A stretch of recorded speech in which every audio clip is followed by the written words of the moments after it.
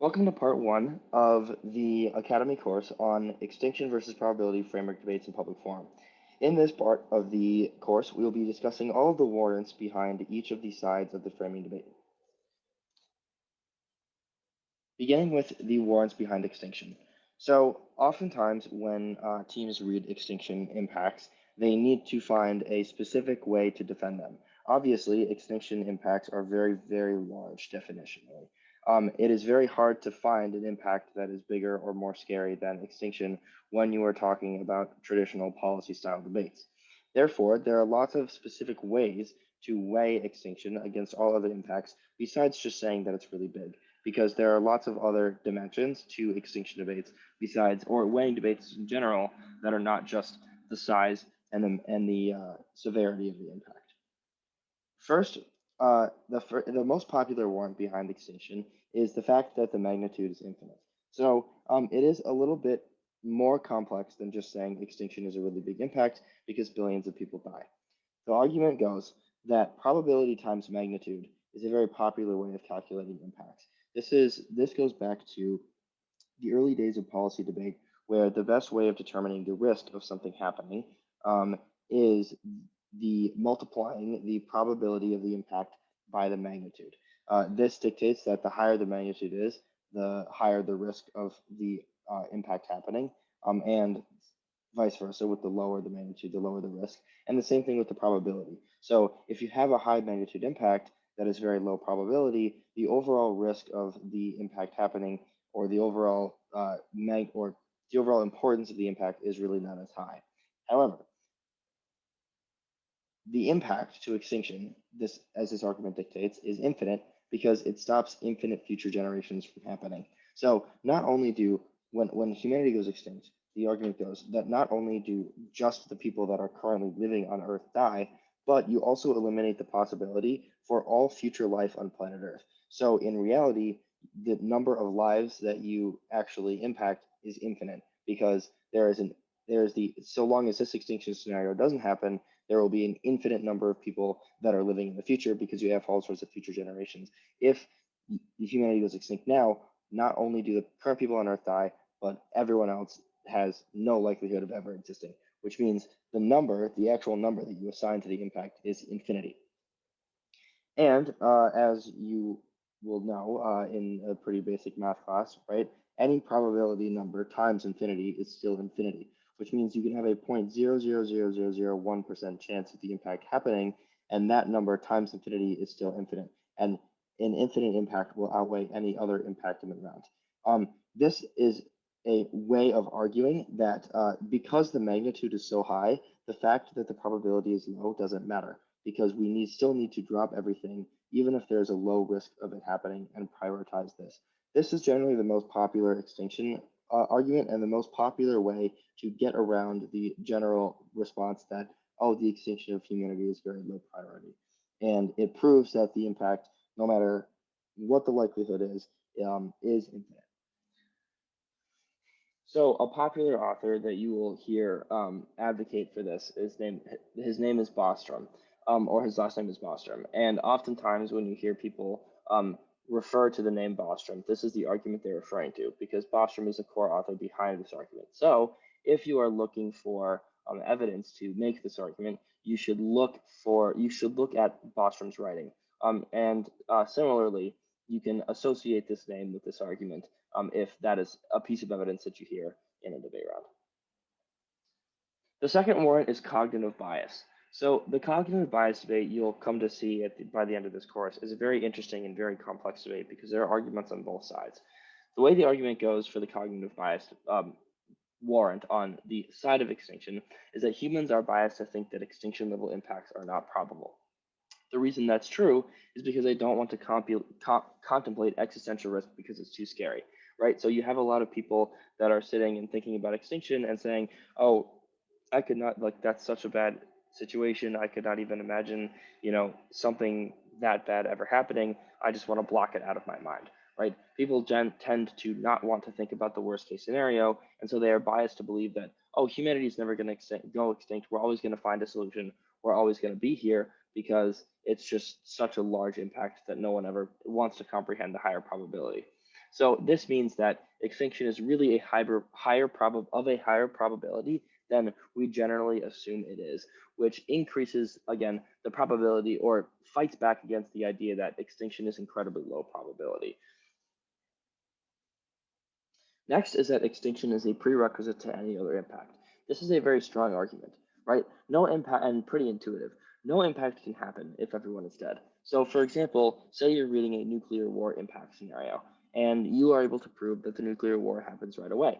Uh, if that is true, then all of humanity dies, and your opponent's impacts can't manifest. Say your opponent is reading an impact about poverty, or your opponent is reading an impact about healthcare, or really any other kind of impact that is not extinction, right?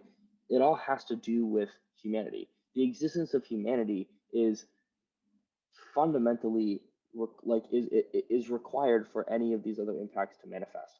And so that is why extinction must always come first, right? Because it is a prerequisite to anything else. For example, right, you can't solve poverty, healthcare, climate change, or whatever if everyone is dead.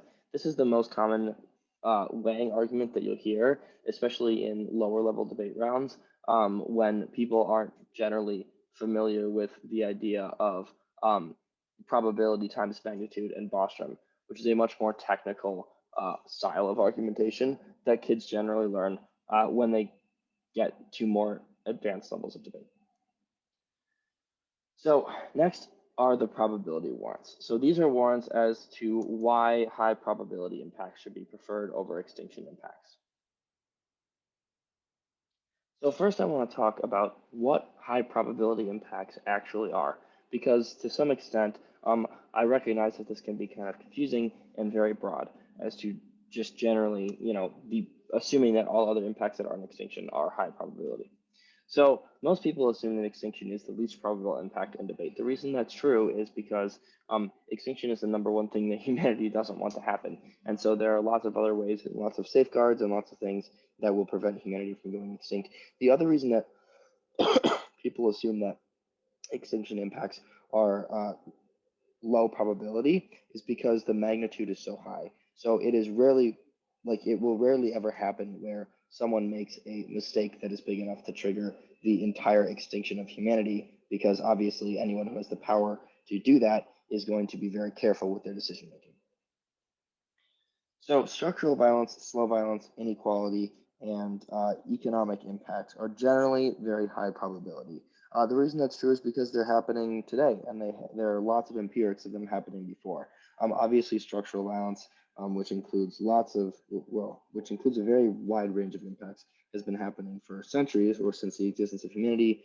Slow violence as well, right? Things that is a form of violence that builds up over time in very small increments. So we tend not to notice it happening very much. And then it just becomes baked into our society and the way that things run. The same thing is true with inequality and just basic economic arguments, as well as any other like normal policy debate style arguments or policy debate style impacts. These are generally considered high priority or high probability, mainly because there are lots of ways that these impacts can be triggered. And also, there is lots of empirical evidence of these impacts happening before. Nuclear war and solving climate change are generally very low probability. These tend to be the most common links into extinction by far. So let's get into the warrant debate. The first and most common warrant that you will hear as to why you prefer high probability impacts is because of policy paralysis. And I'm sure this is all a phrase or expression that you all have heard before. Policy will not get passed. This is the way the argument goes. Policy will not get passed if we are worried that everything we do is going to make us extinct. And so basically this kind of is almost a direct refutation to the Bostrom infinite magnitude argument, which says that if, we should prioritize extinction even if the likelihood of that happening is incredibly low. Well, okay, so that means that there are pretty much an infinite number of extinction scenarios that we all need to be prioritizing at once, even if the probability is incredibly low, which means we're never going to pass any policy because any action that we think we might take or not take is going to cause extinction in some sort of way. We all get locked up in a gridlock, and basically what happens is it kind of implodes on itself, and we spend the rest of our lives living in a doomsday bunker because our number one priority is always preventing extinction. And so this, I want to talk a little bit kind of about the idea of the butterfly effect or chaos theory. So this infinite magnitude argument, like I mentioned before, means that it is impossible, or the implication of that is that it is impossible to do or not do anything without a non-zero likelihood of extinction happening. So this is called the butterfly effect or chaos theory. The butterfly effect says that one very small thing, such as a butterfly flying around, can trigger a chain of events that will eventually lead to some very large impact, such as the extinction of humanity. This theory makes the point that anything that we do can in some way cause extinction. And so there is an infinite number of scenarios that can cause it. The same thing is true with chaos theory. Chaos theory is a little bit different.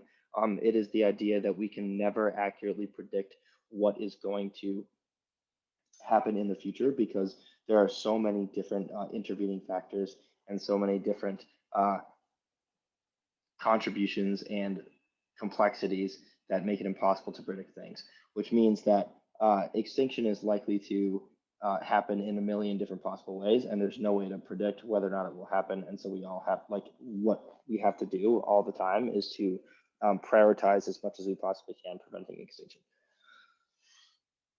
An example of this is that if I spray hairspray, right, it will destroy the ozone layer and cause climate change and eventually cause extinction, right? Obviously, you know, the number of people that have sprayed hairspray since hairspray was invented is very high. It's happened a lot. And, you know, obviously the ozone layer hasn't been completely destroyed and extinction will not happen. But there still is technically a non-zero impact that one time you spray hairspray will be the final thing that pushes it over the edge or over the brink. So that's a good example of why this idea of infinite magnitude falls apart and causes us to never actually pass any policy because all we're doing is being really scared that extinction is going to happen. Next is cognitive bias. So this is the other side of the cognitive bias debate. And it's pretty much the opposite argument, right? The argument is that extinction is such a big and large impact that we are so scared about it, we think that it's more likely than it actually is, because we are likely to be overly cautious because of how bad extinction would be for humanity. This directly clashes with the cognitive bias warrant on the other side, right? One argument, or the one side, says that because extinction is such a high magnitude, we don't want to think about it. And this argument says that because extinction is such a high magnitude, we think about it way more and we think it's way more likely than it actually is. And so these are very, very directly clashing warrants. And this then is a very even debate that is pretty hard to resolve and involves a pretty deep dive into the field of psychology to kind of determine which one is more likely to happen. Next is that low probability is zero probability. So eventually probabilities get so low that there's no use talking about them, right? And this is a pretty intuitive argument.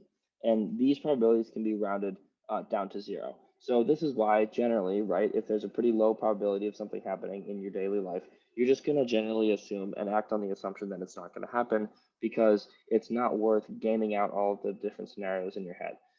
So for example, the probability that when I walk down the street to get coffee every morning, I'm all of a sudden going to get hit by a car, right?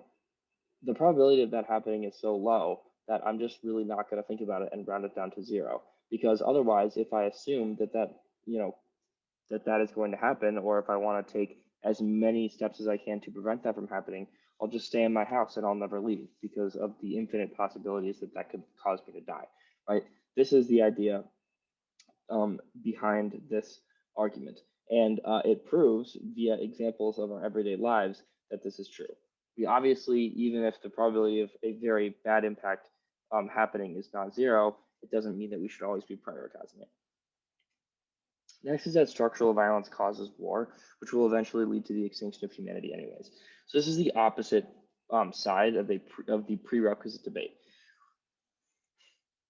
The argument goes that any smaller structural impact creates the preconditions for war, right? And when I say structural violence, I mean any other like normal policy style impact, such as the economy or poverty or lives from any other type of situation that can happen or smaller impact that doesn't trigger an extinction level event. For example, proxy wars, right, that never have the risk of going nuclear, things like that. All of these forms of structural violence eventually cause small disruptions of society that eventually create the precondition for war that will eventually cause humanity to go extinct. It spirals out of control when unaddressed. For example, when you never consider or when you never want to prioritize reducing poverty, poverty will get so bad that eventually there will be uprisings and civil conflict that will eventually cause the world to spiral out of control if it's not something that you control at the source. So that is the prerequisite argument. Finally, is the argument that you are biased to ignore slow violence. So slow violence happens over a long period of time and in very small increments. And so we tend to not to notice it, right? For example, if you think about the impacts of, a great example of slow violence is just straight up racism, right? Although it might be on face very small infractions and very small magnitude situations, they add up over time such that it creates a structure within our society that imposes or that executes this racism in a very large scale. And before we know it, it becomes a really bad impact, which means we have to prioritize addressing slow violence now so that it doesn't get out of control and get way worse such that we can't fix it, right? It will eventually become structural. And so similarly, right, we are biased to ignore that slow violence because we don't see it happening right in front of us. So in conclusion, there are pretty even warrants on each side of this debate, right? It is a pretty even framework debate, which is why it is so popular because it can really go in either direction in either round. So it is important to learn and familiarize yourself with both sides of this argument because you will likely be on both sides of this argument many times in your debate career. Thank you for watching part one, and I will see you in part two.